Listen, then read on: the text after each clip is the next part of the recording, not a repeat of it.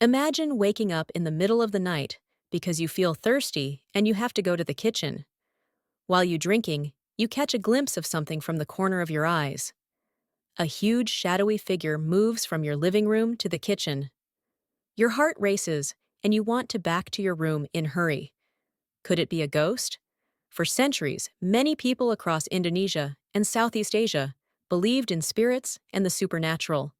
But why? Why have these beliefs been so persistent throughout history? Is it simply superstition? Or could there be deeper cultural and psychological factors at play? Explanation. To understand why people in Indonesia and Southeast Asia believed in ghosts, we must first look at the region's rich history. Southeast Asia is home to many cultures, each with its own distinct beliefs in spirits. Long before the arrival of foreign religions, many indigenous groups practiced animism, the belief that everything, both living and non-living, had a spirit or soul. For these early cultures, the natural world was teeming with unseen forces, from the trees and rivers to the mountains and winds. Spirits were everywhere, and they were both protectors and threats. The dead, too, were believed to maintain influence over the living. In Indonesia, this belief was reflected in the tradition of keris, ceremonial daggers thought to contain spiritual power. The belief that spirits could either protect or harm the living is deeply ingrained in the culture. As early as the 5th century, the dukun, or traditional healer, played a central role in Indonesian communities. Mahoney, in her article in Inside Indonesia, said that dukuns have always been a big part of Indonesian culture, acting as healers, sorcerers, priests, mystics, and wise figures. These spiritual guides were believed to have the power to communicate with both the living and the dead. They conducted rituals to appease restless spirits, heal illnesses thought to be caused by malevolent forces, and guide the souls of the deceased into the afterlife. This intertwining of life, death, and the spirit world is central to understanding why the belief in ghosts became so deeply rooted in Indonesian culture. The dukun's role was not just to heal the body, but to maintain harmony between the spirit world and the living.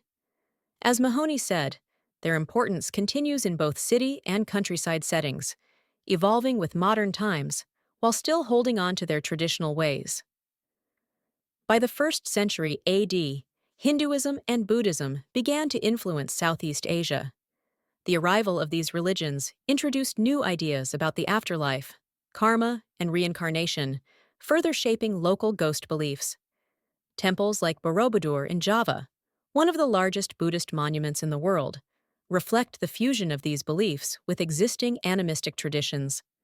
For centuries, Southeast Asians believed that the dead could return in different forms, either as peaceful ancestors or vengeful spirits, depending on how they were treated during their lifetimes.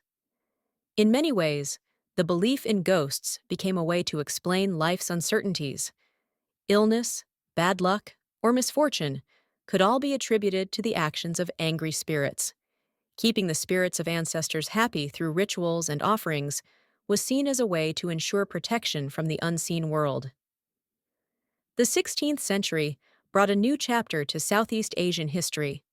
With the arrival of European colonial powers like the Dutch in Indonesia, foreign religions and systems of governance disrupted traditional beliefs.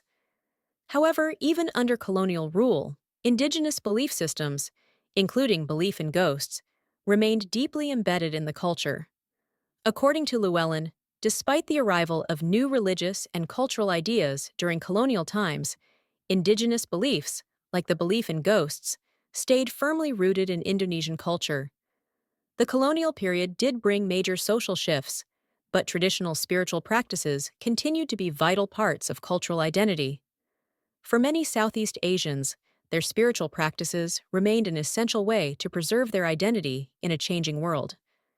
The colonial era also brought disease, economic hardship, and social upheaval, factors that fueled fear and anxiety. In these troubled times, belief in ghosts offered explanations for misfortune and illness, often seen as the work of vengeful spirits or the result of broken spiritual taboos. As we move into the 20th century, Ghost stories and beliefs in spirits continued to thrive, not just because of tradition, but also because of the lack of scientific explanations for certain phenomena. Illnesses, whether from a virus, bacterial infection, or mental health condition, were often attributed to the influence of spirits. This was particularly true in rural communities where medical care was scarce. The Hantu were blamed for everything from fever and paralysis to nightmares and fainting spells. The belief in ghosts offered a way to cope with the fear of death and the inability to control the unknown. The psychological impact of grief also played a significant role. In a society that places great importance on family, the loss of a loved one was often seen as not just the departure of the soul, but the loss of a powerful presence in the household. In Indonesian culture, it's common for the living to keep photographs of ancestors and visit their graves regularly, offering prayers and food. For many, the spirits of their ancestors continue to provide guidance and protection, reinforcing the belief that the dead are always close and that they can come back, either to help or to haunt. But what if many of these ghostly encounters weren't necessarily supernatural? Modern psychology suggests that the brain, when under stress or dealing with grief, can cause vivid hallucinations or heightened awareness. The phenomenon of pareidolia, the brain's ability to recognize faces or figures in shadows or sounds, may explain why people in Indonesia and Southeast Asia, like in other parts of the world, saw ghosts where there were none. When people are grieving, anxious, or stressed, their brains are more sensitive to environmental stimuli. A gust of wind, the sound of a creaking floorboard, or a shadow cast by a tree can be misinterpreted as a ghostly presence. This psychological effect is compounded by cultural beliefs, which frame these experiences in terms of the supernatural. Even environmental factors play a role. Kroll explained that infrasound, low-frequency sound waves that are below the range of human hearing, can cause feelings of unease, anxiety, and even hallucinations.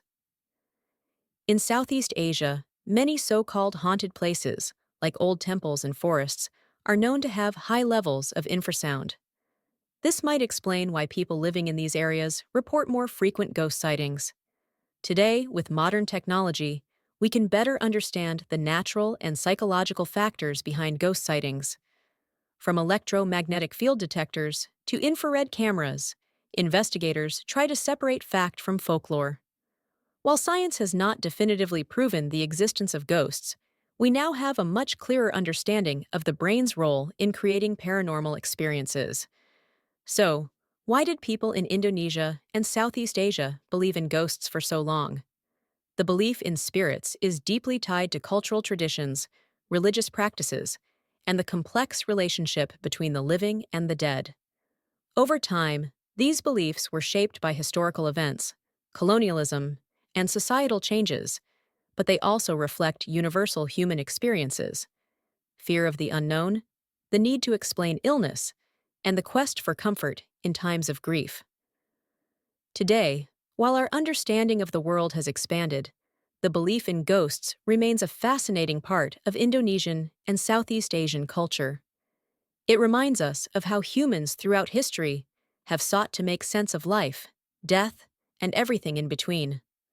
Questions: why do some Indonesians and Southeast Asians attribute misfortune to spirits? A. To avoid accepting personal responsibility. B. As a way to explain life's uncertainties. C. Due to a lack of modern medical knowledge. D. Because of European colonial influence. What does the term animism refer to? A. The belief in reincarnation. B. The worship of ancestors. C. The belief that all things have a spirit or soul. D. A modern scientific theory. Which artifact in Indonesia reflects the belief in spirits? A. Keris, ceremonial daggers. Borobudur, a Buddhist temple. C. Wayang kulit, shadow puppets. D. Batik, traditional textiles. What cultural role does maintaining harmony between the living and the spirit world serve? A. It ensures political stability. B. It helps people cope with illness, grief, and misfortune. C. It promotes economic development. D. It prevents environmental disasters. What is pareidolia? A. The tendency of the brain to imagine ghostly presences. B. A medical term for stress-induced anxiety. C. The brain's ability to recognize patterns like faces in random stimuli. D. A form of traditional healing practice. How did colonialism impact beliefs in ghosts in Indonesia? A. It completely eradicated indigenous beliefs. B. It merged local and European beliefs. C. It disrupted traditions, but did not eliminate spiritual practices. D. It introduced scientific explanations that replace supernatural beliefs. Which factor contributes to the psychological experience of a haunted environment? A. High-frequency sound waves. B. Infrasound causing unease and anxiety. C. Low levels of oxygen. D. Bright lighting conditions. What role does stress play in ghostly experiences, according to psychology? A. It strengthens belief in science. B. It decreases sensitivity to environmental stimuli. C. It increases the likelihood of misinterpreting natural occurrences as supernatural. D. It eliminates awareness of surroundings.